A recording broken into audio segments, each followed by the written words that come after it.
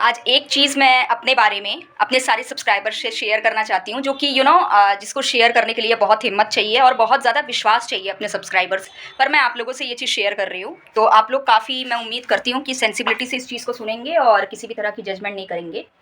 देखिए, मैं जो रही हूँ एडवोकेट, मैं कोई आम एडवोकेट नहीं हूँ। आम एडवोकेट नहीं हूँ से मतलब है कि बहुत सारे सब्सक्राइबर्स को ये गलतफ़हमी होती है कि सेम वैसी एक बेसिक प्रोसीजर जो फ़ॉलो होता है कि हाँ भाई 12th कंप्लीट किया और बीएलएलबी कंप्लीट किया एंड देन आफ्टर आप कोर्ट में आ गए। देखिए, सबसे पहली चीज़ तो कि लीगल प्रोफ़ेशन मैंने जब चूज़ किया ना, उसको चूज़ करने के पीछे पैसा कमाना नहीं था या फिर अपना करियर बनाना नहीं था या सक्सेसफुल होना या फ़ेम पाना नहीं था। मैंने लीगल प्रोफेशन इसलिए चूज़ किया क्योंकि बचपन से, क्योंकि मेरे फादर भी एडवोकेट रहे हैं, मेरे दादाजी भी रहे हैं, तो वो ठीक है, वो उसके थ्रू मेरे को एक कहीं न कहीं मैं फ़ैमिलियर रही उस प्रोफेशन से, लेकिन साथ ही साथ मुझे बहुत कुछ समझ में आया। क्या होता है कि सबके घर में कुछ ना कुछ ऐसी चीज़ें होती हैं जो उनको शेयर करना मना होता है बाहर पे। तो मेरी लाइफ़ में भी बहुत सारे ऐसे ट्रॉमा रहे, बहुत सारे ऐसे बचपन के वर्स्ट एक्सपीरियंसेस रहे, जो कि मैंने देखा अपने घर में। मैंने ऐसी चीज़ें देखी जिससे कि मुझे ये फ़ील हुआ कि लीगल प्रोफ़ेशन में एक्चुअली बहुत सारे लूप होल्स हैं और बहुत सारे एरर्स हैं। मतलब आप सोचिए कि हम एज़ अ फीमेल बहुत हेल्पलेस होती हैं। Specially I am talking about, मतलब कुछ पर्टिकुलर मैं बहुत ज़्यादा ओपन होके नहीं बोलूँगी, but the thing is that कि स्पेशली मैंने अपने घर में देखा कि किस तरह से इतने अच्छे लॉज़ होने के बाद, सब कुछ होने के बाद भी एक लेडी हिम्मत नहीं कर पाती है जाकर बाहर पे कुछ एक्शन लेने को लेकर, ना लीगल लेवल पर कोई एक्शन नहीं ले पाती है। क्यों नहीं ले पाती है? सिर्फ़ इसलिए नहीं कि उसको पैसे की प्रॉब्लम है या फिर उसके पास पावर की कमी है या फिर उसको डर है कि उसका कोई केस लेगा कि नहीं लेगा या कोई ईमानदारी से करेगा कि नहीं। बल्कि इसलिए क्योंकि लीगल प्रोफ़ेशन में बहुत सारे लूप होल्स हैं, बहुत सारे एरर्स हैं। एरर्स कैसे हैं? एक तो सबसे बड़ी चीज़ क्या है कि केस बहुत पेचीदा हो जाता है, बहुत भाग-दौड़ हो जाती है। क्लाइंट बेचारा बहुत ज़्यादा भागता है, दौड़ता है, मरता है, कटता है, पैसे देता है, बहुत सारी चीज़ें रहती हैं, ठीक है? प्लस बहुत ज़्यादा फैमिली प्रेशर भी रहता है, बहुत कुछ ऐसी चीज़ें रहती हैं जिसकी वजह से बहुत सारे ऐसे लोग हैं जो घर की चारदीवारी में सह रहे होते हैं, लेकिन कुछ भी कर नहीं पाते हैं अपने लिए न्याय के स्तर पे। प्लस कई बार क्या होता है कि कुछ लोग अगर कोर्ट पहुँच भी गए तो उनको न्याय मिल नहीं पाता है। क्यों नहीं मिल पाता है? क्योंकि बहुत पावरफुल लोग अगेंस्ट में रहते हैं। तो मैंने बहुत सारी ऐसी चीज़ें मेरे मन में हैं जो कि अभी मैं बहुत ज़्यादा ओपन होकर आपको नहीं बता पाऊँगी। लेकिन हाँ, बहुत सारी ऐसी चीज़ें मेरे मन में बैठ गई हैं बचपन से देखते-देखते, छोटी-सी बच्ची के उसमें, कि मुझे ये चीज़ महसूस हुआ कि लीगल सेक्टर में एक्चुअली जस्टिस बहुत बार नहीं हो रहा है और इसकी वजह से लोग एक्सट्रीम लेवल पर, बहुत ज़्यादा एक्सट्रीम लेवल पर टॉर्चर हो रहे हैं। बहुत ज़्यादा। आप खुद देखते होंगे कोई भी क्राइम होता है तो कितना गाली-गलौज चालू हो जाता है लीगल प्रोफ़ेशन को लेकर। तो मुझे ऐसा फ़ील हुआ कि यार वकील बनना कोई बहुत बड़ी चीज़ नहीं है। हाँ भाई, 4 बुक्स पढ़ लिए, सर फोड़ लिए जाके सीनियर के ऑफ़िस में, 50 फाइलें चाट लिए और बन गए वकील। कमाओ पैसा। हर बंदा तो यही सोच रहा है और हर बंदा अगर यही सोचेगा तो लीगल प्रोफ़ेशन में बदलाव कौन लाएगा? चेंजेस कौन लाएगा? अम्बेडकर साहब जब लीग से हटकर सोचे, तब जाकर वो कॉन्स्टिट्यूशन लिख पाए। अगर वो लीग से हटकर नहीं सोचते, भेड़-चाल में चलते रहते तो कहाँ पहुँचते आज? तो मेरा कोई भी भेड़-चाल नहीं है कि हाँ, मेरे को एक पर्टिकुलर राम जेठमलानी जैसा कोई एडवोकेट बन जाना है या फिर मेरे को बहुत बड़ा चीफ जस्टिस ऑफ इंडिया, वो तो ठीक है, वो तो बनना ही है, बेस्ट एडवोकेट ऑफ इंडिया और वो। लेकिन उसका रीज़न कुछ और होगा। उसका रीज़न ये नहीं होगा कि मैं बहुत तगड़ा बहस कर लेती हूँ या कुछ। उसका रीज़न ये होगा कि मेरी आइडियोलॉजी, मेरे एम्बिशंस, मेरे गोल्स लीगल प्रोफ़ेशन में आने को लेकर डिफरेंट होंगे। मैं जितनी शिद्दत से न्याय के लिए लड़ूँगी, मैं जितनी शिद्दत से, मैं सिर्फ़ अपने सर्वाइवल के लिए, अपने नेम फेम के लिए ही लीगल प्रोफ़ेशन में नहीं आ रही हूँ, बल्कि देश की सेवा के लिए भी मैं लीगल प्रोफ़ेशन में आ रही हूँ, बल्कि जुडिशरी पर लगा हुआ धब्बा, लीगल सेक्टर पर लगा हुआ धब्बा कि यहाँ पर न्याय नहीं मिलता है, इस चीज़ पर भी काम करने आ रही हूँ। मेरा अल्टीमेट एक कहीं न कहीं ऊपर-ऊपर से अगर बताऊँ तो मेरा एम्बिशन ये है कि भारत की न्याय व्यवस्था को विश्व का सबसे इंस्पिरेशनल और आइडियल जुडिशियल सिस्टम माना जाए। पूरे विश्व में अगर फर्स्ट नंबर पे एग्जांपल दिया जाए कि the best judicial system, the best justice you can get in any country in this world, then that is India. और उसके लूप होल्स हैं, कुछ एरर्स हैं जो कि इस छोटे से वीडियो में मैं आपको नहीं समझा पाऊंगी। उसकी बहुत बड़ी एक हिस्ट्री है, उस पर मैं बुक्स भी लिखूंगी, सब करूंगी। बहुत सारे मेरे अपने सीक्रेट एम्बिशंस हैं जो अभी मैं पब्लिकली शेयर नहीं कर सकती, बट मैं एक अलग ही डायरेक्शन पे चल रही हूँ। ठीक है, थोड़ा सर्वाइवल के लिए काम सीख ले रही हूँ बेसिक, लेकिन मैं एक नॉर्मल एडवोकेट नहीं बनना चाहती। मैं कुछ ऐसा करना चाहती हूँ जो आज तक लीगल प्रोफेशन में किसी ने करने की हिम्मत नहीं ठानी। ठीक है, मरना तो हम सबको है, तो ये जो खौफ करके ना बैठे रहते हैं कि अरे हम नहीं बदल सके तो तुम क्या बदल लोगे, मैं सर पे कफन बांध कर निकल गई हूँ। मैंने सोच लिया है, क्योंकि मरना, मौत का क्या है भाई, रास्ते में चल रहा है, टक्कर दे के चल दिया, खत्म हो गया बंदा। बैठा हुआ है, भूकंप आ गया, मर गया इंसान। तो मौत जाखो राखे साइयाँ, मार सके ना कोई। तो ये जो डायलॉग है, बहुत सारे लोग मेरे को मारते भी हैं कि ये जो डायलॉग है ना कि अरे काट दिए जाओगे, मार दिए जाओगे, फेंक दिए जाओगे, रेप कर दिए जाओगे, ऐसा कुछ नहीं होता है। अल्टीमेटली जाखो राखे साइयाँ, मार सके ना कोई, that is the biggest truth. जिस दिन मरना होगा उस दिन मर जाओगे। तो क्यों ना जितने दिन जिंदा हो जम के काम करो, जब मरना उसी की मर्जी से, ऊपर वाले की। तो इसलिए सीधी सी चीज़ है कि जम के काम करो, ईमानदारी से काम करो। और मैंने सोच लिया है कि मेरे जो पर्टिकुलर एक क्लियर एम्बिशन है कि लीगल सेक्टर के एरर्स एंड लूप पॉइंट पर काम करना है, वो मैं करके रहूंगी। एंड दैट्स वाई ये फाइल रीडिंग, सर फोड़ना इधर उधर, ये सब मुझे नहीं समझ में आती है। मैं सीखूंगी, एक बेसिक नॉलेज होना चाहिए, लेकिन एक मशीन, एक रोबोट चिट्टी, ये मेरा बनना एम्बिशन नहीं है। दादाजी, पापा जी वकील थे या बड़े पापा वकील थे, ये सब चीज़ें मैं इसलिए बताती हूँ ताकि लोगों को पता रहे कि यार थोड़ी तो फैमिलियर है, इसके लिए बहुत नया नहीं है लीगल प्रोफेशन। बचपन से क्लाइंट्स को देखना कि बस अल्टीमेटली मैं केस जीत जाऊँ, बस केस जीत जाऊँ, बाकी भाड़ में गया न्याय। ये जो चीज़ देखी ना, ये मेरे रोंगटे खड़े कर देते थे कि मतलब, और उस चीज़ पर आप डिस्कशन भी नहीं कर सकते। आपको दुनिया का सबसे बड़ा बेवकूफ़ बोलकर हटा दिया जाता था कि इमोशन से काम लेती है। तो बहुत सारी ऐसी चीज़ें हैं जो मैंने साक्षात अपनी आँखों से अपने घर में, अपने खुद के परिवार के सदस्यों को उस प्रोफ़ेशन में काम करते हुए देखा।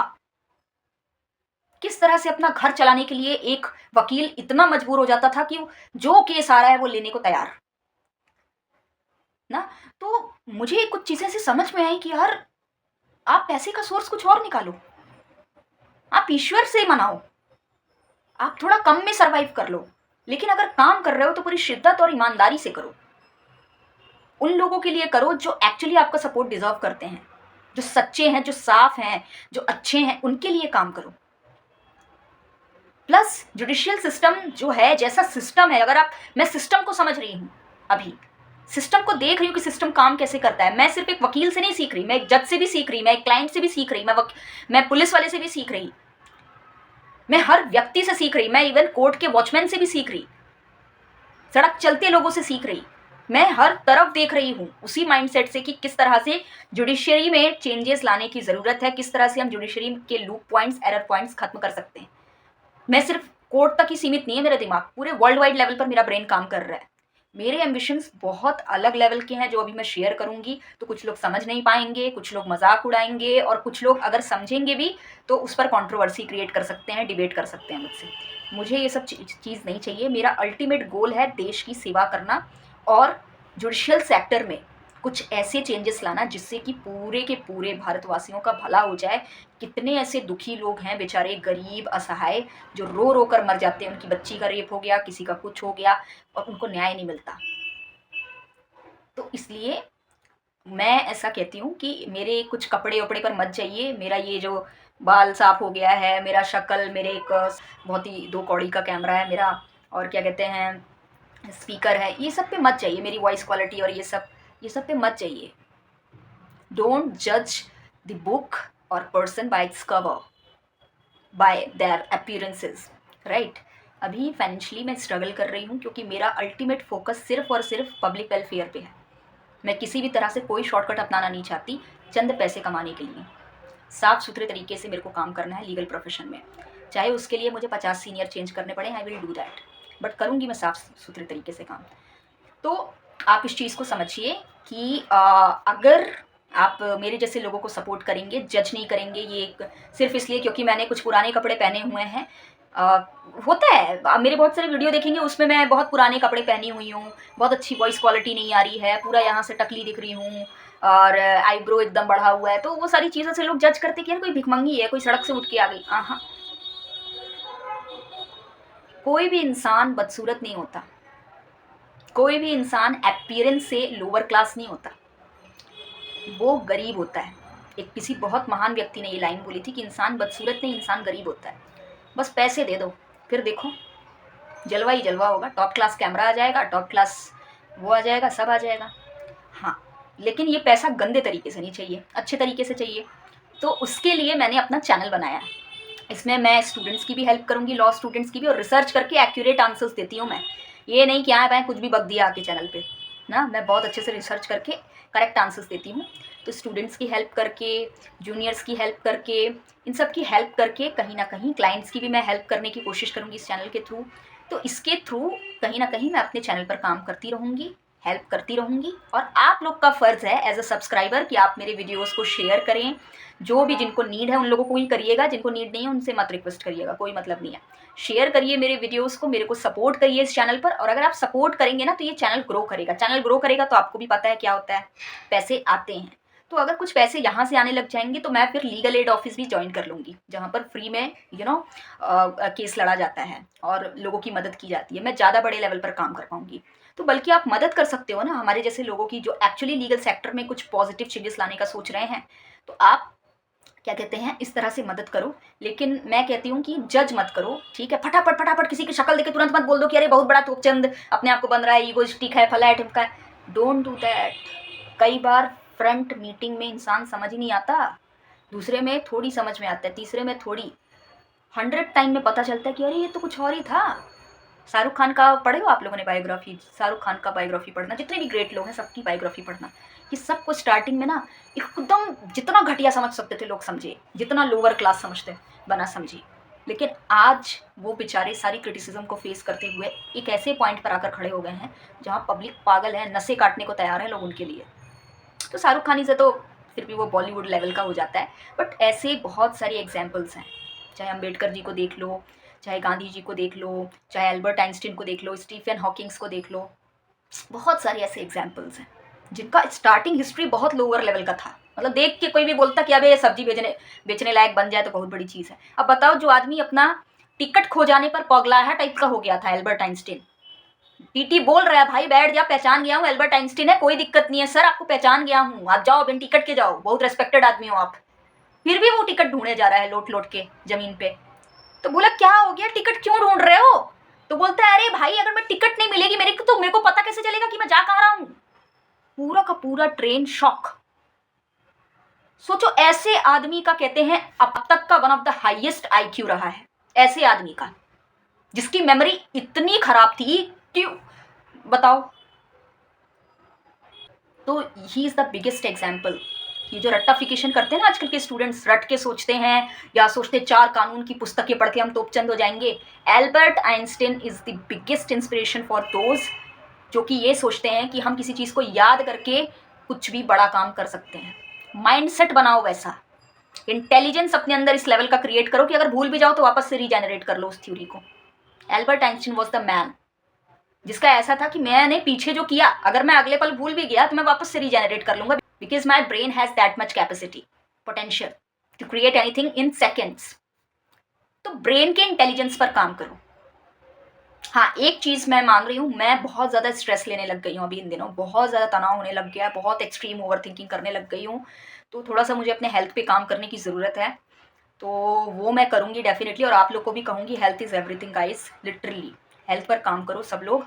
हेल्थ को कभी हल्के में मत लेना, करियर के पीछे जितना भागना है भागो, बट हेल्थ को कभी भी हल्के में नहीं लेना। बाकी प्लीज़ आप लोग सपोर्ट करोगे, मैं और बड़े लेवल पे काम कर पाऊँगी। अदरवाइज़ मैं तो ऐसी बंदी हूँ, 2 टाइम का खाना खा के पब्लिक के लिए दौड़ती रहूँगी ज़िंदगी भर। बाकी अगर आप सपोर्ट करोगे इस चैनल को और मेरे को थोड़ा अगर पैसा आना शुरू हो जाता है इस चैनल के थ्रू, तो मैं और ज़्यादा ईजिली अच्छे से काम कर पाऊँगी। और ये जो थोड़े से आपको फटेले हालत में दिखती हूँ, अच्छा कैमरा आ जाएगा, अच्छा माइक आ जाएगा, अच्छी ड्रेसेस आ जाएंगी, थोड़ा अपीयरेंस अच्छा हो जाएगा तो आप लोग को भी अच्छा लगेगा, ठीक है। तो बस ये है कि मैं आप लोगों के लिए बहुत डेडिकेशन से हेल्प करना चाहती हूँ। तो आप मुझे जो भी रिक्वायरमेंट हो दिल खोल कर बताओ कि मैम मेरे को इस टॉपिक पर वीडियो चाहिए, इस टॉपिक पर वीडियो चाहिए, मैं बना कर दूंगी आपको वीडियो, इस बात की गारंटी है, ठीक है। इवन कमेंट सेक्शन में भी मुझे कई बार चिढ़ होती है रिप्लाई करने में, लेकिन स्टिल मैं रिप्लाई देती हूँ क्योंकि मुझे पता है कि हर इंसान मतलब कितना शिद्दत से आता है ये सोचकर कि यार काश मैम हेल्प कर दें हमें। मुझे भी पता है गाइडेंस चाहिए थी स्टार्टिंग में, बट मुझे ना जब गाइडेंस नहीं मिलती थी ना, मेरा दिल बहुत टूटता था कि यार मैं कहाँ जाऊँ, लोग क्यों नहीं समझते हैं यार कि आपकी एक गाइडेंस से किसी की ज़िंदगी बदल सकती है। तो मैं नहीं चाहती कि मैं जो भी मेरे पास आते हैं हेल्प के लिए मैं उनको इस तरह का फ़ील कराऊँ। तो अगर ज़्यादा भी कमेंट्स आने लग जाएँगे ना, तो भी मैं रिप्लाई करूँगी, डेफ़िनिटली करूँगी, ठीक है? तो इसीलिए मेरा प्यार आप लोगों के लिए कभी भी कम नहीं होगा, बस आप लोग अपना प्यार बनाए रखिएगा। और क्या कहते हैं, हेल्प मैं हर तरह से आपको करूँगी। आप बस क्वेश्चन पूछिए कमेंट सेक्शन में, I will definitely make that video, ठीक है? So thank you for today guys and best of luck for your bright future. जिस भी करियर में हो या जहाँ पर भी जाना चाहते हो वहाँ तक आप ज़रूर पहुँचोगे, बस साफ सुथरे और सच्चे तरीके से आगे बढ़ना, ठीक है? So that's it for today guys, thank you.